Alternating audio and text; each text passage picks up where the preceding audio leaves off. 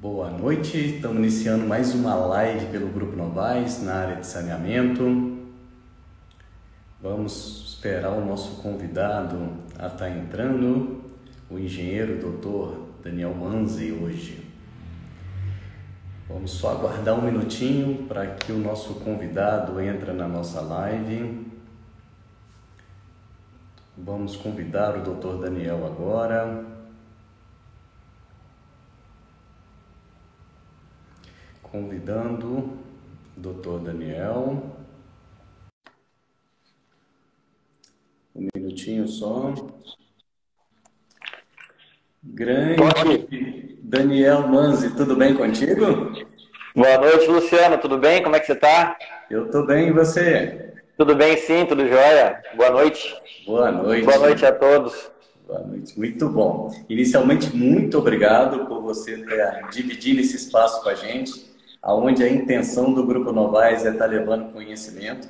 Conhecimentos esses que muitas vezes são da experiência dos profissionais, às vezes a gente não acha isso em livros, literaturas, e esse bate-papo, que a gente costuma falar, um bate-papo técnico, né? Fica gravado depois, tanto na página do YouTube do Grupo Novais, como no Instagram do Grupo Novais, que as pessoas possam estar assistindo aí e estar ganhando conhecimento de profissionais do seu calibre. Muito obrigado, viu, Daniel?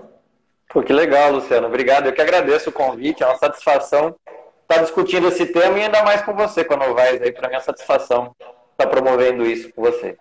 Muito bom, muito bom. Daniel, para a gente iniciar aí, quantas pessoas estão entrando, fala para nós um pouquinho da sua formação, a sua experiência profissional, para a gente estar conhecendo a sua vida aí profissional, para estar fazendo uma introdução aí do nosso tema. Pô, com prazer, Luciano. Bom, um resumo do todo eu sou engenheiro civil pela Escola de Engenharia de Piracicaba. Eu tive a oportunidade de fazer meu estágio lá no SEMAI de Piracicaba, no Serviço Municipal de Piracicaba, numa época onde ele ainda é uma referência nacional, mas numa época muito brilhante do serviço lá. E logo que eu terminei a engenharia, eu fui fazer meu mestrado lá em São Carlos, na USP em São Carlos, que você conhece bem, lá com o Porto, com o Rodrigo Porto, trabalhando na hidráulica, modelando a relação pressão-vazamento, né? E aí tinha terminado os créditos, estava escrevendo a dissertação, eu passei num concurso no próprio SEMAI de Piracicaba. Aí eu voltei para lá, trabalhando com o diretor, com o Takami, que foi um professor e uma referência para mim. Trabalhei muito com pitometria, localizar vazamento, gestão de perda, medir vazão. E depois eu tive a oportunidade de substituí-lo como diretor do Departamento de Operação e Manutenção. E justamente numa época que Piracicaba estava fervilhando de obras. Loteamento para a cidade inteira. Foi a época que a gente teve que receber a Hyundai e projetar um distrito automotivo em um mês e construí-lo em um ano. Então foi uma época de obras muito intensas. E aí nessa época eu comecei a perder o juízo de vez e comecei o doutorado. A trabalhar também com vazamentos, mas dessa vez com detecção. De tanto achar vazamento no geofone, eu falei, rapaz, tem que ter uma maneira de encontrar isso de uma forma mais... existe um padrão aqui que eu preciso identificar. E eu investi meu doutorado nisso. Durante o doutorado, eu vim para a área de PCJ, que tinha acabado de ser criada, e para tentar compor e organizar a parte técnica, isso já em 2013. E aqui estou, eu coordenei a fiscalização da área por um tempo, há quase um ano aqui eu estou nessa fase, nessa etapa de coordenar a regulação, que era uma caixinha aberta, mas ainda não ocupada dentro da agência, e eu estou conseguindo me dedicar exclusivamente a isso. E paralelamente, Luciano, projetando um pouco, sempre trabalhando com algumas consultorias, e a docência, né? Atualmente só na Escola de Engenharia de Piracicaba, tanto na graduação como na pós-graduação. A gente tem uma pós em saneamento, que acho que tem vários colegas que estão aqui, que passaram por lá e comentaram que estariam hoje aqui. Uma satisfação tê-los. Isso é um resumo, isso é um pouco de tudo, Luciano. Ou seja, saneamento está na veia, né, Daniel? O Rodrigo Porto contava que é igual cachaça, né? A primeira vez que você toma, você faz careta, mas depois você não vive sem. E é assim que ela entrou na minha vida. Muito bom, muito bom, muito bom. Então aí, desde estagiário, depois assumindo cargos importantes, né? Hoje também na docência, isso é muito interessante, né, Daniel? A gente que mistura um pouco a prática com a teoria, eu acho isso fundamental, né? Complementa muito os profissionais, né? E a gente estando na pesquisa, na sala de aula, fortalece muito essa veia teórica dentro da prática que também estamos nos projetos, nas execuções de obra, nas fiscalizações. Isso complementa muito o profissional, né? Complementa muito, Luciano. Eu tenho a impressão que acho que todas as áreas profissionais devem ter suas características. Mas a engenharia, a gente tem, às vezes encontra aquele profissional que se afasta muito da academia quando vai para campo, ou o profissional que se afasta do campo quando vai para academia. E quando o engenheiro consegue reunir os dois pontos, eu acho que ele constrói exatamente essa bagagem aí, que é uma boa. Ou seja, a gente não pode parar de estudar e tem que ver o escoamento acontecendo lá. Muito bom. E vou puxar um outro tópico aí que a gente tá falando do lado acadêmico, mas também tem um lado do escritor, Daniel, né? Nós compramos aqui pela Novaes Engenharia, já compramos 2 exemplares para os nossos projetistas, e eu abrir a sua obra aí, né, que é um livro muito bem escrito, muito prático também, com exemplos, né, que você vai estar falando um pouquinho para nós agora. Te parabenizo, porque é um dos meus sonhos, também uma das minhas metas também escrever um livro. E fico muito feliz de ver colegas novos, igual você aí, atingindo esse objetivo, né?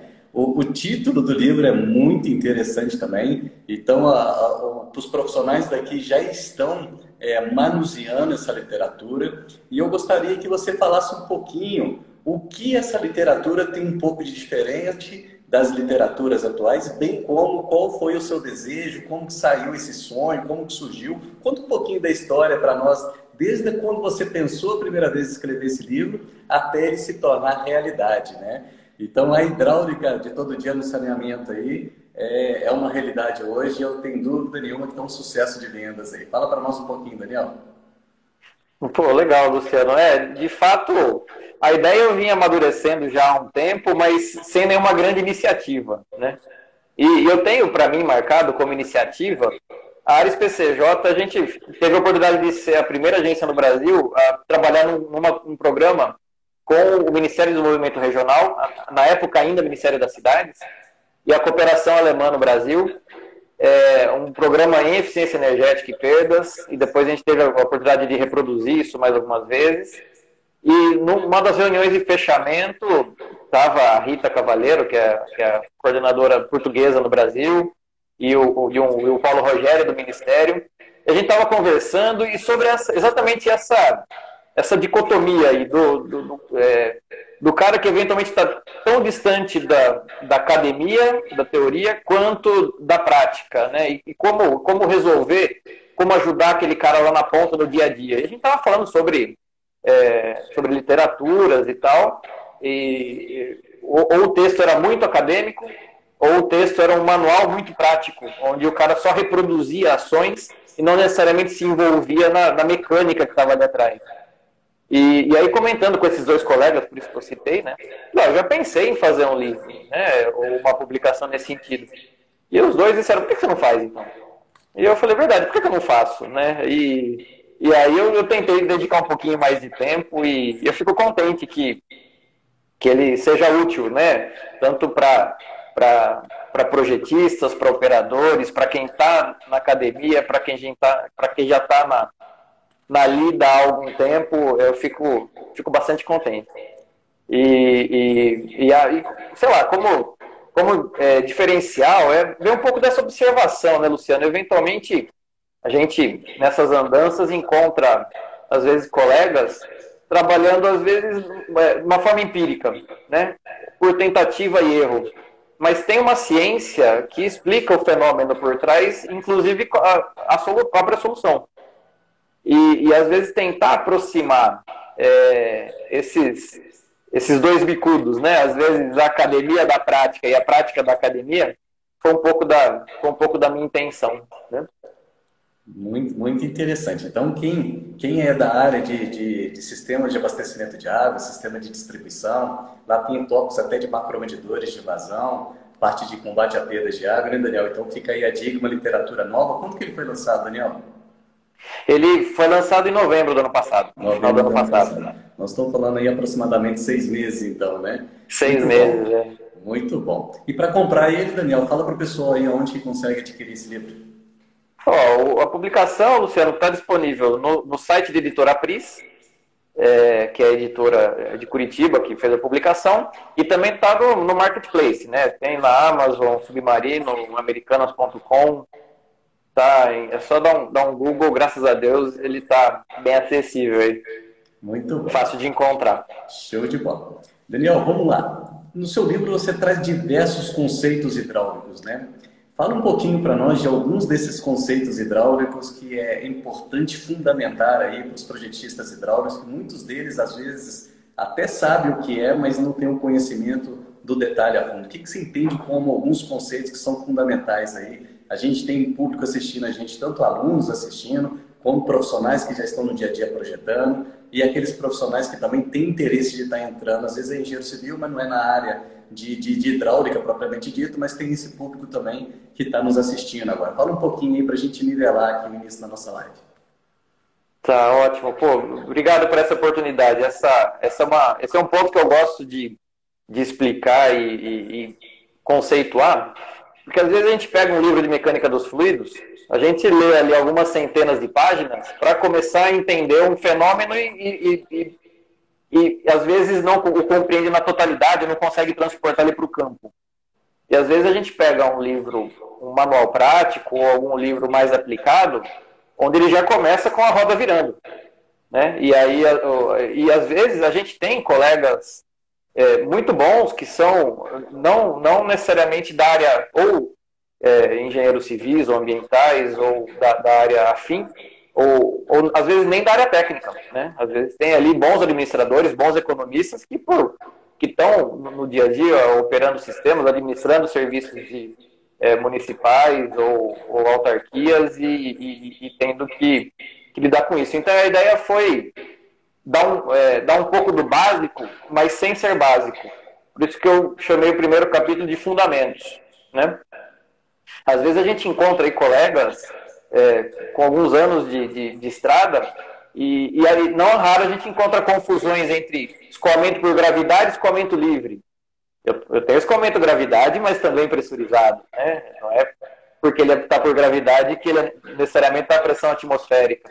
Então, às vezes, esses conceitos que não estão muito bem enraizados, você pega colegas que dão um show em GIS, dão um show em Civil CAD, trabalham com ferramentas muito bacanas, mas às vezes tem um fundamentozinho lá atrás, opa, mas a pressão desse ponto alto ela é zero. Não, no fim da rede, a pressão é zero. Por quê? Não, porque não está abastecendo ninguém. Não, mas não está abastecendo ninguém não quer dizer que a pressão é zero, né? A rede está pressurizada. Você pode não ter velocidade, mas que você tem pressão, tem. Então, a ideia de recuperar e consolidar bem esses conceitos, eu entendo como importante para sedimentar todo o resto. Quando ele entender bem o conceito de pressão e velocidade, ele vai entender como é que um tubo de pitot funciona, ele vai entender como é que o hidrômetro funciona, ele vai entender por que a linha piezométrica cai no sentido do escoamento, e se ela cai muito, o que ele pode fazer para aumentar a vazão daquela adutora. No caso dos PIGs, né, limpeza de adutoras, tubulações com PIG, a gente sempre ouve falar, a gente vê eventualmente matérias comerciais e tal, mas, puxa, recupera mesmo? Recupera quanto? Qual a ordem de grandeza? Né? Como que eu projeto esse negócio? Como que eu meço essa vazão? Né? E às vezes esses elementos ou eles estão distribuídos em muitos documentos ou eles dependem de um conceito que não está sedimentado. Então a ideia foi tentar passar limpo um pouco disso, Luciano, colocar numa mesma página. Essa foi a ideia. Show de bola, show de bola. E aí é o que você falou, né? O projetista hidráulico que tem um bom conceito de perda de carga para chegar nas pressões do sistema de distribuição, né? que está diretamente proporcional às vazões que depende diretamente do consumo, né? Que depende das perdas também. Então, você ter uma noção da mínima noturna, o que, que acontece no sistema de distribuição. Porque a gente brinca que modelo de distribuição, ele roda, né? A informação roda. Agora, aquela informação é confiável ou não, isso que tem que estar atrás da peça são os engenheiros atrás para verificar se aquilo faz sentido ou não. Eu já vi muito programador ou projetistas rodando modelo matemático para ajustar uma determinada pressão para chegar num determinado local. Então, às vezes, monitora a pressão no campo e aí faz o modelo bater, mas às vezes adota um coeficiente de Rasurinas, por exemplo, igual a 10, igual a 15, igual a 20. Ou seja, na prática isso não existe. Não é uma calibração, é uma tortura, né? É uma tortura, né? Fazendo ele confessar o que você quer ouvir. É isso mesmo. E muitas vezes ele não sabe o que está fazendo, não é nem maldade. Eu acho que tem alguns projetistas que estão com essa maldade, mas eu não estou dizendo isso, mas é por falta de conceitos básicos, né? E a sua literatura traz essa fundamentação aí nos primeiros capítulos, não é isso, Daniel? Isso, essa foi a ideia. E principalmente quando a gente fala em perdas, se a gente pegar lá as cruzes de Lambert, né, tanto em perdas reais como em perdas aparentes, se a gente pegar as diversas componentes do balanço hídrico, todas têm um mecanismo de ação hidráulico. E, naturalmente, o mecanismo de solução também é hidráulico. Né? E a ideia é exatamente fundamentar bem isso, esses conceitos básicos para ajudar a entender o fenômeno e a entender sua solução. Muito bom, show de bola. Daniel, você já rodou aí tantos departamentos de água, né, que eu não sei nem te falar quantos, que eu acredito que você já rodou, tanto para Ares agora, que você tem viajado bastante, né, na parte de regulação aí. Então você já tem uma experiência aí, eu vou falar do interior de São Paulo, depois você pode falar um pouquinho mais, se teve outros estados ou a nível internacional também. Mas no interior de São Paulo eu vejo você aí pingando em diversos departamentos de água, ou seja, você está rodando, né? E isso é legal porque você está vendo a prática. Você está vendo as infraestruturas que existem, né? O que existe de bom e o que existe de ruim, né? O que tem de falha e o que tem para melhorar e assim por diante. Conta um pouquinho aí do que você está vendo aqui no interior de São Paulo, as carências na parte de sistema de abastecimento de água. Vamos focar mais em distribuição de água, tá? Pelo que você está vendo, o que realmente é o que está mais faltando? É infraestrutura, é lado financeiro, é capacitação técnica dos profissionais, que a nossa área, como qualquer área, exige uma capacitação técnica, né? Fala um pouquinho do seu sentimento aí, pela sua experiência do dia a dia do mercado aí, na prática. Pois é, Luciano. E até na minha experiência profissional, eu acho que eu fui da Ares para a docência e eu não contei que eu tive uma experiência um pouco mais de um ano como consultor na Aitron. Na então Aitron, hoje ela é Axel, né? Mas na então a Aitron, que era na ocasião uma multinacional franco-americana, ela ainda é, mas a participação no Brasil e na América Latina agora é uma holding da América Latina. E eu fui consultor justamente para a implantação de projetos de perdas reais e aparentes para a Aitron na América Latina. Então eu pude conhecer algumas realidades em âmbito nacional, né? Eu conhecia relativamente pouco as estaduais, e eu pude conhecer e me surpreender com experiências muito positivas na Embasa, na Cages, na Casan, na Corsan. Eu pude conhecer experiências muito bacanas. E fora do país também. O México é uma realidade que eu não conhecia e ela é muitíssimo interessante, tanto do ponto de vista técnico quanto do ponto de vista comercial. E eu pude fazer os treinamentos no centro de formação da Aitron, que é na França. Então, e que lá tinha gente do Marrocos, gente da Austrália, gente da Inglaterra. Então, comparar essas diversas realidades foi bastante bacana. Mas o ponto de solução, Luciano, eu acho que ele converge para um conjunto de ações, né? Às vezes, isso não é uma realidade só brasileira, mas eu vou tentar colocar aqui um pouco como Brasil. Às vezes, o gestor, né, o administrador, ele entende, às vezes, do problema de perda, se a gente quiser pensar só em perdas, mas a gente pode ampliar para o abastecimento de água como um todo, como um problema exclusivamente de investimento. né? Ó, preciso pôr dinheiro, obra, eu preciso enterrar tubo, eu preciso comprar bomba, eu preciso fundir concreto, né? Estruturas em concreto, ou seja, CAPEX puro, né? E às vezes a gente vê que isso isoladamente, o investimento isoladamente, não supre o problema. Não raro a gente vê, às vezes, bons projetos ou projetos bem implementados não resolverem definitivamente o problema, porque a gente tem uma carência de gestão, eventualmente. Tá? Às vezes, aquele milhão investido, faltou um estagiário com Excel atrás. Faltou um acompanhamento, um olhar crítico de uma boa consultoria para analisar, digerir e orientar o administrador para onde ele tem que ir, né? Então, eu já vi, às vezes, prefeitos, administradores, não, eu vou resolver perdas da minha cidade. Eu vi aqui, eu tenho X mil hidrômetros, eu preciso de X mil reais para fazer isso. Eu vou fazer um documento, pôr embaixo do braço, vou lá para Brasília e pedir uma emenda para um deputado, vou trocar todos os medidores e resolver o problema de perdas. Primeiro que vai ser difícil ele resolver isso numa tacada só, mas em resolvendo, ele vai criar um problema para o atendimento ao usuário dele, porque ele vai trocar todo mundo numa pancada só, vai ter uma enxurrada de reclamações, vai trocar muito hidrômetro bom, vai fazer trocas que não precisam, e daqui a alguns anos, 3, 4, 5 anos, ele vai ter que fazer isso tudo de novo, porque o parque dele vai envelhecer como em bloco, né? E então, definitivamente, não é investimento, né? Precisa de cabeça, precisa de engenharia, olhando isso aí. E do ponto de vista profissional, Luciano, você falou super bem. Ainda mais olhando em perdas, né? Perdas, ele tem que ser um estado de espírito, né? E tem que envolver todo mundo. O cara de compras tem que comprar um PAD que não vaza. O encanador tem que fazer o reparo e dar um espaço para a tubulação, fazer um bom calçamento da tubulação para que aquele ramal não vaze de novo, né? Para não ter retrabalho. O operador da retro tem que abrir com algum cuidado para não estourar a rede se ele só precisa trocar uma ligação, né? O cara do RH tem que valorizar aquele encanador que está no sol o dia inteiro, fazendo os reparos dos vazamentos, nos seus atendimentos e tal.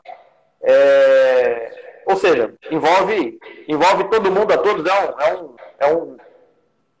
um ambiente coletivo, né? Eu queria colocar essa palavra de coletivo. E não raro a gente encontra, às vezes, situações de carência de formação de profissionais, ou às vezes um ou outro profissional entende o propósito, mas isso está desconectado, e às vezes desconectado da própria auto-administração. Não adianta todo mundo comprar briga e a auto-administração não, né?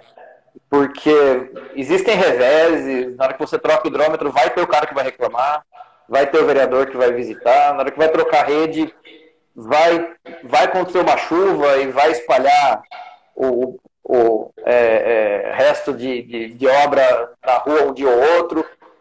Reclamações vão acontecer e a administração tem que segurar a bronca em prol de uma coisa maior. Estou dando exemplos difusos, né? Mas para dizer que isso envolve um estado de espírito coletivo. Ou seja, a formação de um time, né, Daniel? Se cada um fizer a sua parte, o indicador de perda não vai baixar. Desde o lado administrativo, que você trouxe muito bem, a questão dos recursos humanos, o departamento de compras, né, está envolvido num propósito, né, que é a meta de levar água com qualidade para a casa das pessoas. E para isso a gente tem que ter indicadores que reverte para o lado financeiro, que a perda, de certa forma, reverte para o lado financeiro. Menores indicadores de perda, sobra-se naturalmente uma tendência de sobrar melhores recursos financeiros para investimento no sistema, né? Então, isso aí, formar esse time é um dos diferenciais, e não é fácil formar, né, Daniel? Não é fácil. Pela prática que a gente vê aí, às vezes um departamento de operação tá indo bem, mas o comercial às vezes não está, ou vice-versa, ou a gestão, o gestor não está dando tanta importância, e aquele cara que está lá na ponta, uma hora ele fala, cansado de tentar fazer aqui, mas o lado de lá não está fazendo, ele vai desestimulando. É bem assim na prática, né? Isso não é raro não, isso acontece, mas alinhavar esses interesses é também função da nova administração, né? Então, Da peraí, gestão, gente, né? exatamente, vamos nesse sentido e tentar construir assim. E eu costumo falar que essa profissão nossa, eu tenho um orgulho danado porque a gente impacta vidas, né? A gente, ao abastecer o município com água de boa qualidade, nós estamos levando saúde para a população. Nós estamos levando desenvolvimento econômico para uma cidade, né? E então nós não estamos lidando com um casal de pessoas, nós não estamos lidando com uma família. É 50 mil pessoas, é 100 mil pessoas, é 200 mil pessoas, é 1 milhão de pessoas. Ou seja, poucas profissões conseguem impactar tanto quanto essa nossa, né? Então tem hora que a gente tem que se valorizar no sentido porque a gente tem que ser motivado, porque a gente impacta vidas. Poucas profissões têm essa grandeza, né? Eu, na época de SEMAI, eu costumava brincar que pega, tudo bem, o advogado aí de uma grande multinacional, ele está defendendo o interesse de 3 mil, 4 mil trabalhadores no Brasil, dessa multinacional, é um volume grande, né? Mas pega o procurador jurídico de um município que defende o interesse de 200, 300, 400 mil pessoas. Eu dou esse exemplo do advogado, que é um exemplo que eu precisei usar alguns anos atrás. Mas quando a gente leva para o engenheiro, é exatamente a mesma coisa. A água lá na ponta da rede, 24/7, com pressão entre 10 e 40, dentro do padrão de potabilidade, ele é resultado de um processo, né? E o processo tem o cara do compras, tem o operador da bomba, tem o operador da ETA, tem a menina do atendimento que faz o recebimento, e cativa o usuário a pagar a tarifa em dia. Tem o próprio regulador acompanhando os processos de ponta a ponta, garantindo a saúde financeira para a empresa fazer o que ela tem que fazer, mas dentro de uma tarifa módica que o usuário consegue pagar. Então é um conjunto de elementos aí. Legal. Daniel, você me aguçou a minha curiosidade aqui durante a sua fala, você trouxe uma experiência aí do México. Conta um pouquinho para nós aí, até mesmo porque nós não temos rotina aqui, o bate-papo vai fluindo, e esse bate-papo nós vamos entrando nos tópicos aí que continuam no abastecimento de água e distribuição, mas é um interessante de ter uma experiência aí. Fala um pouquinho como que o que você teve de experiência no sistema de distribuição do México para a gente aí. Fala aí. Bom, o México, existem vários Méxicos, né? Como existem vários Brasis, né? Existem vários Méxicos. Mas algumas coisas que me chamaram a atenção lá, né? Que a participação privada ela é bastante interessante, né? E que os sistemas são muito grandes. Existem muitos sistemas em alta, como existe em Portugal, né?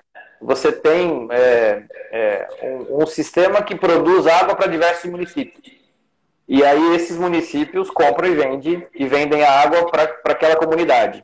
Como vai acontecer agora em Maceió, né, com a recente concessão que a BRK ganhou, lá em Maceió, o Estado vai produzir água, vai captar água bruta e produzir água tratada, e a BRK vai vender e pôr na porta do usuário essa água, coletar e tratar o esgoto. Então essa operação vertical, né, em alta e em baixa, lá é bastante comum. E são sistemas muito grandes, muito parrudos, né?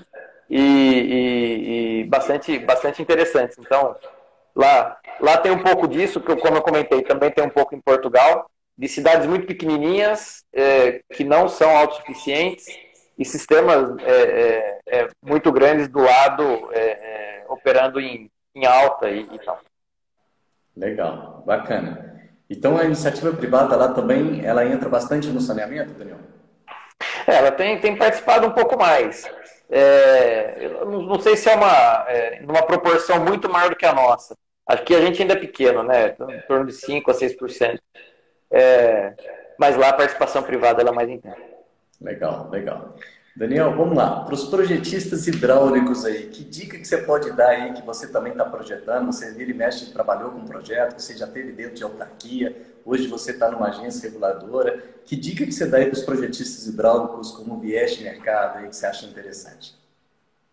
Luciano, o que eu falo para os alunos de graduação, pós-graduação, para os colegas, que a gente, numa obra hidráulica, vamos imaginar uma captação, um reservatório, uma ETA, uma rede, a gente passa alguns meses, poucos meses projetando, alguns outros meses construindo e 30 anos operando e dando manutenção.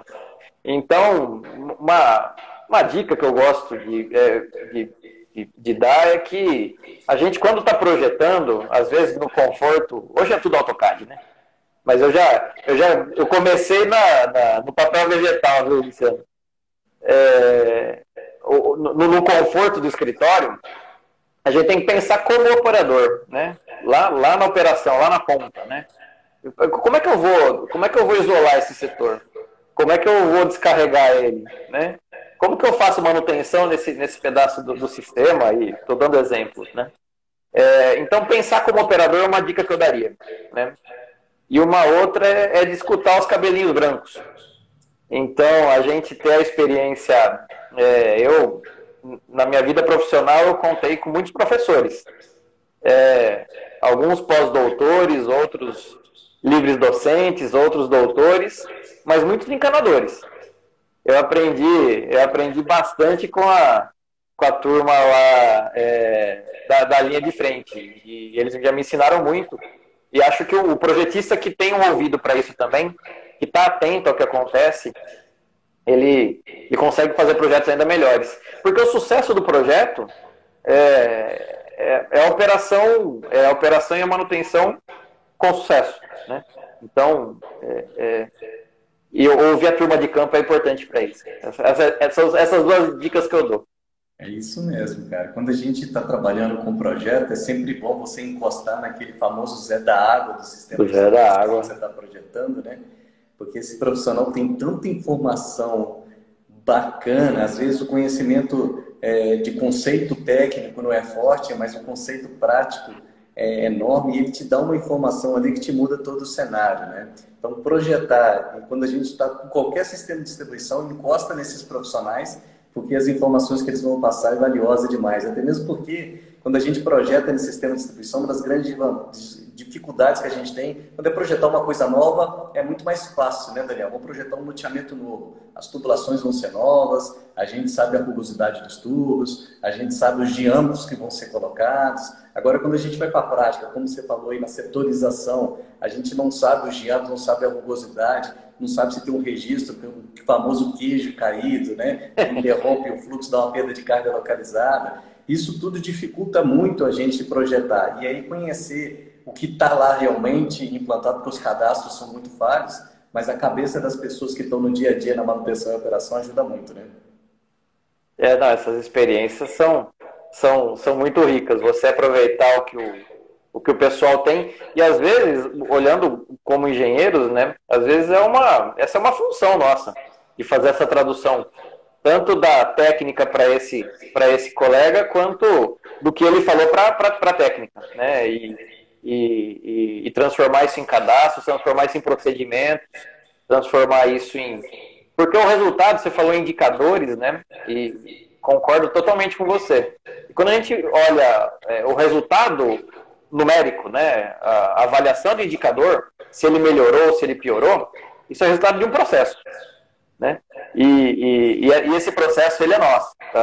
É do engenheiro, né? Esse colocar no papel, montar isso como procedimento, como um racional de trabalho, ele é nosso. Mas tem que ouvir essa turminha aí. Legal, legal. Dentro da área de sistema de distribuição, Daniel, vamos lá, vamos voltar ao Daniel recém-formado aí. Acabou de formar o Daniel.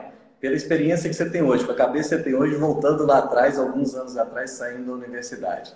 Qual área do sistema de abastecimento, ou vamos falar até um pouco mais amplo aí do saneamento, que você vê aí um viés muito interessante, se você fosse começar, qual seria esse viés qual seria esse trilho que você pegaria? Pô, essa é uma boa. Eu preciso deixar a emoção de lado, porque acho que eu escolheria a água de novo. Mas...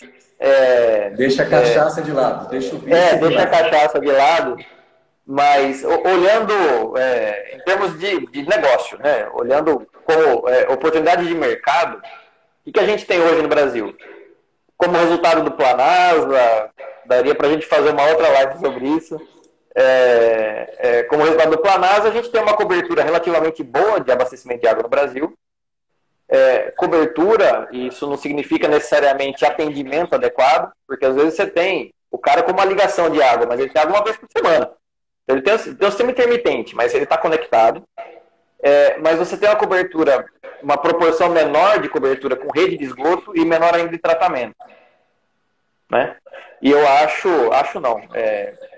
O caminho da universalização no Brasil vai passar por obras de água, tanto em ampliação como em adequação de sistemas existentes, mas o Brasil vai precisar escalar rápido o esgoto, projetar redes coletoras, e com diferencial, né, Luciano, que a ideia do Planasa era afastar o esgoto, e não estou colocando nenhum juízo de valor em cima disso, não dizendo que está certo ou estava errado, mas a ideia era afastar o esgoto, e você tem, não raro, nas cidades que ainda não tem tratamento de esgoto, a cada 200 metros um lançamento de esgoto no rio.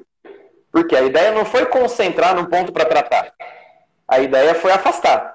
Só que para você fazer o tratamento, você tem que interceptar essa série de coletores que não foram criados para ser interceptados. Então isso exige do engenheiro, do projetista, de quem vai conceber o sistema, um expertise grande, né? Você organizar bem essas informações. Então, eu acho que esse vai ser o próximo desafio. Ampliar o sistema de esgoto, a gente não tem muito tempo para isso, vai ter que escalar rápido. Claro, as ferramentas de modelagem estão aí, ajudando a gente a fazer isso cada vez melhor, mas a experiência de projeto também conta muito. Então, eu acho, e também o tratamento, né, Luciano? Não dá para a gente universalizar com lagoa, né? A gente atende a cobertura, mas não atende a eficiência, a remoção. Então, a hidráulica da coleta de esgoto e o tratamento de esgoto. E na parte de água, também os sistemas cada vez mais inteligentes, né?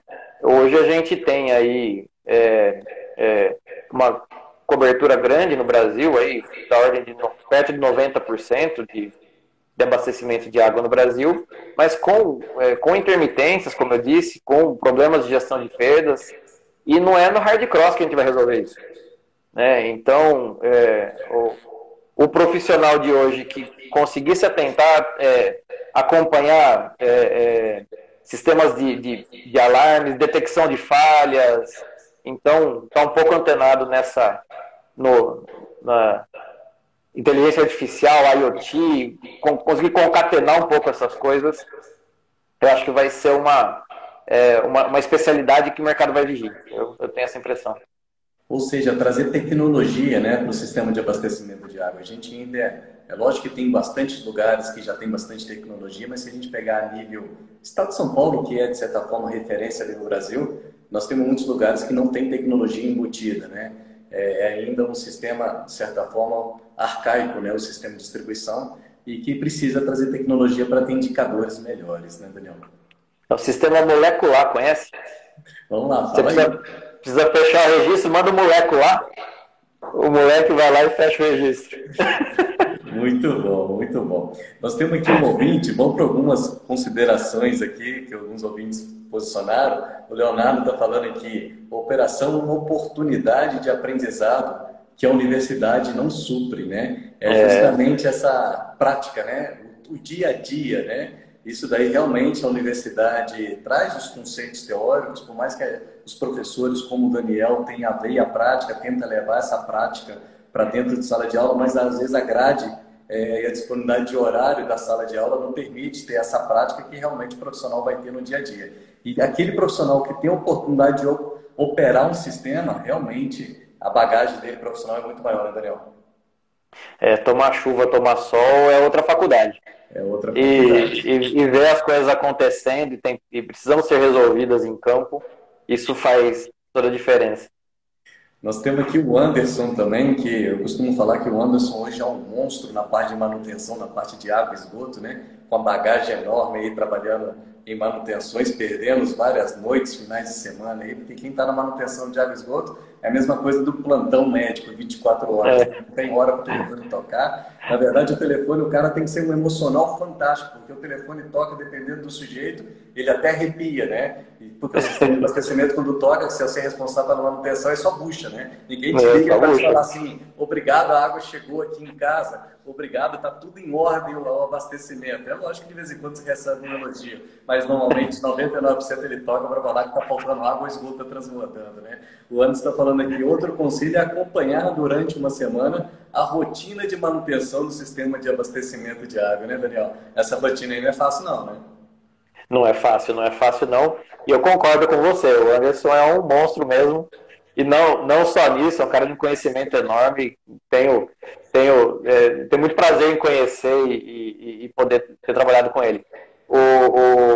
E eu também acho, boa parte do meu estágio, lá alguns anos atrás, um pouquinho mais de 2 décadas, quando eu fiz meu estágio, eu acompanhava o pessoal de manutenção.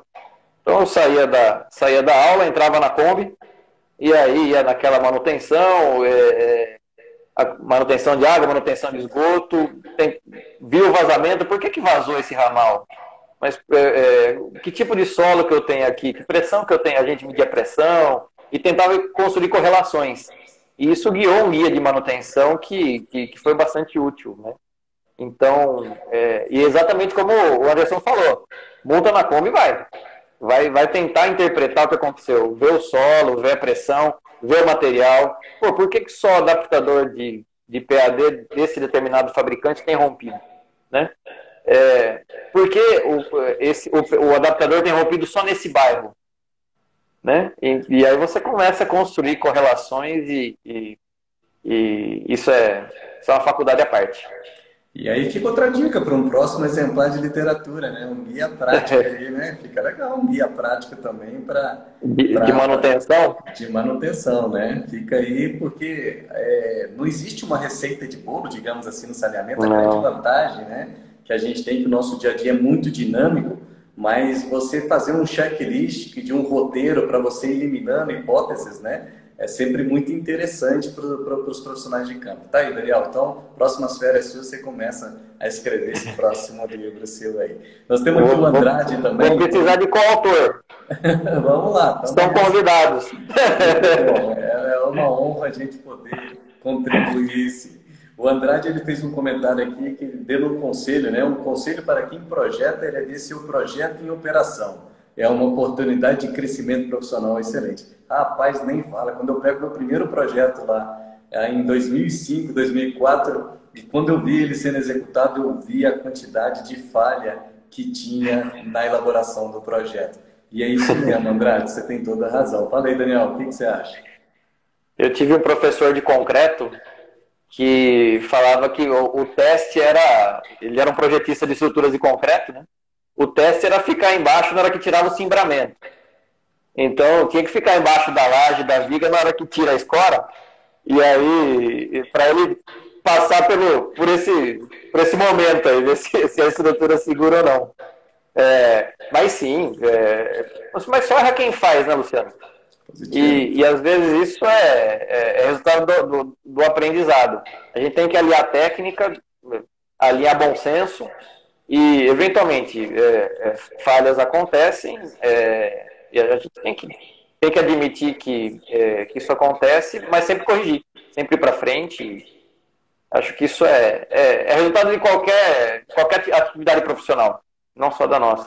Eu costumo falar, Daniel, que falha é o melhor aprendizado, né? Você tem que ter responsabilidade para saber medir o seu grau de risco. É lógico que se você não sabe projetar, você nunca que vai dar a cara para bater, né? Mas se você tem aquele conhecimento que te dá uma segurança mínima para começar, tem que começar. E crescer um degrau cada dia, porque nós temos que fazer com o que a gente tem na mão, né? O empreendedor, muitas vezes, de sucesso é isso. Ele faz acontecer com o que tem na mão. Ele não espera acontecer esperando a idealidade, senão ele não sai do lugar. Não tem como a gente ter a idealidade. Então tem que ter um grau de responsabilidade, medir o risco, mas ir acontecendo. Eu tenho uma grande surpresa aqui, que é um grande amigo, mandou um abraço aqui pra gente, show esta live, que é o Ricardo Ongaro. Ele é diretor de departamento de água e esgoto vários anos, um belo profissional, trouxe inovação, trouxe indicadores positivos para um órgão público, e eu sempre, aonde eu visito, eu acabo indicando lá o município operado pelo Ricardo Ongaro, que é Nova Odessa. Profissional maravilhoso aí, e forte abraço aí. Já dividiu espaço com a gente aqui também, já tive a oportunidade de participar de uma live. Profissional maravilhoso, sensacional. Meu abraço para o Ricardinho aí também. Isso aí. Nós temos aqui uma outra pergunta mencionando na questão de inovação aí, na questão do sistema de distribuição. O que você poderia trazer como inovação aí? A parte de modelagem, alguma coisa nesse sentido, Daniel? Tá. Eu acho que sim. A parte de modelagem, ela inclusive tem um dos capítulos do livro exatamente dedicado à modelagem. Que às vezes a modelagem por muito tempo foi considerada, e ainda né, em algumas situações, considerada um tabu. Né? E quando você conversa lá com o operador, aquele operador menor, município menor, município médio, ele fala, não, quando eu tiver, meu cadastro tem falhas. Quando o meu cadastro estiver perfeito, aí eu vou falar em modelagem. Né? Quando justamente o contrário, a modelagem é uma ferramenta excelente para corrigir o cadastro técnico. Né? Se ele jogar aquele cadastro técnico e comparar com as pressões e vazões que ele tem em campo e avaliar as inconsistência, ele vai descobrir que aquele registro está fechado quando devia estar aberto, ele vai descobrir que aquela cruzeta, na verdade, é um T e a outra ponta não está conectada. Eu já pude trabalhar em projetos onde a gente fez a calibração de um setor, né, com pressões medidas em campo, e aí deu uma diferença enorme em determinado ponto. A pressão lá simulada era bem mais baixa do que a medida. Né? E a gente foi dar uma olhada nisso, chegamos lá e aquela rua toda estava conectada na tubulação de recalque, que ia para o reservatório elevado. Aí, na hora que a gente contou isso para o cara de manutenção, ele falou, por isso que eu não venço trocar ramal nessa rua? É por isso que você não vence. Há quantos anos você não vence trocar ramal nessa rua? Há uns 30 anos. Então, todas as casas estavam ligadas na tubulação de recalque do reservatório, não na redistribuição por gravidade. E isso foi encontrado numa calibração. Então, é uma baita uma ferramenta para corrigir cadastro e para escalar, né? Para ampliar o sistema. É isso aí. Eu costumo falar que quem está no sistema de distribuição tem que estar na teoria ali atrás do computador, rodando o modelo, calculando perda de carga e assim por diante, mas é fundamental ir para o campo e ter parâmetros de campo, principalmente pressão e vazão, né, Daniel? Então, se isso tiver isso através de telemetria, melhor ainda, né, que você embarca a tecnologia e as informações chegam mais rápido, se não, um velho manômetro no campo também, ou monitoramento de pressão com sensores de pressão que tenha logger, né? Então, isso tudo é fundamental que os operadores vão para o campo para coletar essas informações e cruzem com o esperado, né, com a teoria, né, para você tentar encontrar o que está acontecendo. O Alski, né, o Tom Alski, que é um dos pioneiros da modelagem hidráulica no mundo, ele escreveu uma vez no artigo que a gente gasta mais tempo calibrando e construindo o modelo do que usando, né? E isso sempre eu fiquei pensando nisso, e eu acho que eu concordo, por quê? E acho que tem que ser assim, porque o objetivo não é o modelo em si, é o sistema. Então, se a gente calibra, roda o modelo para a gente conhecer o nosso sistema e ter o modelo traduzindo o que está acontecendo em campo efetivamente, o que interessa é o campo, né? A realidade, e não o modelo. Então, esse processo, quem está aprendendo efetivamente não é o modelo, é o operador. E aí, essa troca, né, de ter informação em campo, voltar, modelar, construir um racional e falar, não, isso é para esse lado, isso é para aquele, concordo com você, é fundamental. Legal. Tem mais um comentário aqui do Flávio Forte. Forte abraço para você, Flávio. Investimentos é fundamental para a universalização, mas gestão e eficiência operacional são os grandes entraves para a universalização do saneamento. Concorda, Daniel? Eu concordo totalmente. É bem naquela linha que a gente estava conversando. O investimento por si só, ele é importante, naturalmente, tem que acontecer. acho que os esforços que estão caminhando nesse sentido, faço votos de que consigam promover isso, mas um olhar dissociado da gestão é parcial, né? Ele é metade da solução. Então a gente precisa ter profissionais, inclusive empresas, podendo prover essa consciência, esse conhecimento e ajudando nessa gestão. Concordo totalmente com o Flávio. Abraço aí, Flávio. Muito bom. Temos aqui o Thiago Penati, excelente profissional também do ramo de saneamento. Trabalhei vários anos com ele. Profissional sensacional. Ele faz o seguinte comentário. Inclusive, um ponto muito interessante sobre a modelagem, o Daniel pode falar com muito mais propriedade, é o uso de modelos hidráulicos para cálculo de perdas. Esse é o TCC dele, hein, Tiagão? Sou testemunha. E do Ricardinho Ógaro também. Fui da banca do TCC dele. Esse é até um olhar que até explora um pouco no livro, o Thiago pode explorar também. Quando a gente usa lá o método clássico para estudar, avaliar as perdas em um setor de distribuição de água, sejam as perdas inevitáveis, sejam as perdas reais atuais, a gente vai lá, mede pressão com o datalogger em 1 ponto ou 2, né? Constrói lá uma curva de pressão média, tem o fator noite e dia, corrige essa variação a partir de 1, 2 ou 3 pontos de pressão, porque a perda real é totalmente dirigida pela pressão, né? Então obter bem essa pressão é importante, e a gente determina lá a perda real a partir de 1, 2 ou 3 dataloggers, né? Mas quando a gente modela uma rede, tem uma rede calibrada, cada nó é um ponto de pressão. Então, eu posso ter na mesma rede 200 pontos de pressão, né? Se eu tiver 3 dataloggers calibrando esses 200 pontos de pressão, então eu tenho uma qualidade de informação muito melhor. E na hora que a gente compara, determina as perdas pelos 2 caminhos, a gente chega a diferenças significativas. E às vezes isso pode ser inclusive o resultado do sucesso ou insucesso de alguns planos. Às vezes você está imaginando que você tem uma gordura para queimar de perda que você na prática não tem, né? Justamente por não uma falha de consideração, mas considerar um número limitado de pressões que com o modelo se mostra muito mais completo. Então, concordo, quando você tem um videogame na mão, você tem mais números, mais resultados, isso é mais confiável. Isso cai justamente no que o Felipe Gobo está comentando aqui, que o sistema é dinâmico, né? E isso dá água na boca, né? Uma vez que você ajusta uma situação, mas depois essa situação pode mudar automaticamente, né? Então, mas é importante você ter os parâmetros de campo para você estar sempre tentando entender o que está mudando, né? Porque dinâmico realmente ele trouxe muito bem essa consideração, fazendo com que aquelas pessoas que não têm o conceito, que foi o início dessa live, torna seu sistema, você calibra hoje, mas amanhã pode ser que essa calibragem, por algum motivo, aconteceu na prática, que fez com que aquela calibragem saísse da situação. Quem tem os conceitos básicos consegue chegar num diagnóstico muito mais rápido, né, Daniel? Exatamente. Às vezes, você pergunta para o operador, você monitora a pressão no sistema? Não, eu tenho um sensor de nível por reservatório. Eu acompanho o nível de reservatório. Mas o que faz a variação entre a pressão dinâmica e a estática é a perda de carga, né? E que você não mede no reservatório. Tem que medir lá na rede. Então, acompanhar nível de reservatório é diferente de acompanhar a pressão na rede. Isso fica muito amplificado no sistema.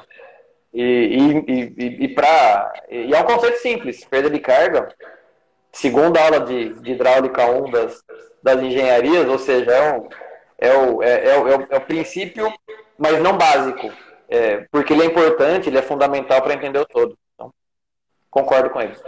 Muito bom. Daniel, nós estamos chegando no fim aqui, porque aproximadamente 1 hora o Instagram ele fecha automaticamente. Eu vou te fazer um convite em breve para você estar aqui junto com a Novais. A Novais está vindo com um projeto que vai chamar Novais Academy, tá? Em que nós vamos estar trazendo conhecimentos técnicos com videoaulas em torno de 5 a 15 minutos, que é para aqueles profissionais que não têm muito tempo da área de saneamento, para se dedicar e debruçar aos estudos, mas em alguns momentos do dia ele permite assistir um vídeo de 15 minutos e se aperfeiçoar. Esse Novaes Academy vai ser um curso técnico, mas com o intuito de ser solidário, em que tudo que for arrecadado vai para uma instituição de caridade. A gente está vendo ou a PAI, ou o Lar dos Velhinhos, alguma situação dessa em que nós vamos trazer convidados para que possa dar algumas aulas de 10 minutinhos sobre alguns conceitos ou sobre alguns temas interessantes que sejam práticos para o sistema de distribuição de água, e você vai ser um dos profissionais que a gente gostaria de ter para dar alguma dessas aulinhas aí, para estar no sistema, que a gente possa levar o conhecimento, né, bem como também contribuir para a população que precisa aí. Então fica aí o meu convite, logo, logo, se for possível, de passar essa loucura dessa pandemia, de você dar um pulinho aqui e dar uma aulinha para nós de 10 a 15 minutos para a gente colocar nesse sistema da Novaes Academy. Pô, obrigado, Luciano. Obrigado pelo convite. Já estava aceito. Na hora que você contou o propósito, eu aceitei 2 vezes. Conta comigo. Isso vai ser muito digno. Parabéns pela iniciativa. Acho isso muito, muito, muito nobre, muito bonito. Conta comigo. Beleza. Só para o último comentário aqui, que tem diversa gente comentando, nós temos que realmente encerrar. Um forte abraço para o Marcelo Bisotto, diretor de operação lá no Rio de Janeiro. Aprendi demais com esse profissional. Ele fala assim, ó: precisamos manter as pressões adequadas para garantir a eficiência do sistema. O sistema de água ele precisa de pressão para trabalhar, né? Ele sem água ele não funciona. E quando a gente olha essa nova revisão do marco do saneamento, a primeira alteração que aconteceu, universalização não é a prestação do serviço, é a efetiva prestação de serviço. Então, a gente entrega água 24/7 dentro do padrão de potabilidade. É isso a universalização. A gente levar com qualidade. Daniel, passa a palavra, então, para você, para encerrar a live. De antemão, agradeço muito a sua disponibilidade num dia noturno, estar com a gente aqui, passando um pouco de conhecimento. Volto a falar que essa live ela fica gravada no YouTube da página do Grupo Novaes, bem como no Instagram do Grupo Novaes também fica gravada. Passo para você a palavra para o encerramento e, mais uma vez, muito obrigado. Poxa, Luciano, só quero agradecer. Obrigado pela oportunidade. Foi um papo muito gostoso. Se a gente tivesse mais 1 hora de Instagram aqui, eu tenho certeza que eu ficaria com alegria. Obrigado pela oportunidade. Parabéns por promover esse bom conhecimento. Parabéns pelos trabalhos que você faz. E conta comigo, que eu puder ajudar para promover tanto saneamento e esses propósitos bonitos que você trabalha, conta comigo. Forte abraço, meu amigo. Obrigado pela atenção. Obrigado. Um abraço. Tchau, tchau. Um grande abraço.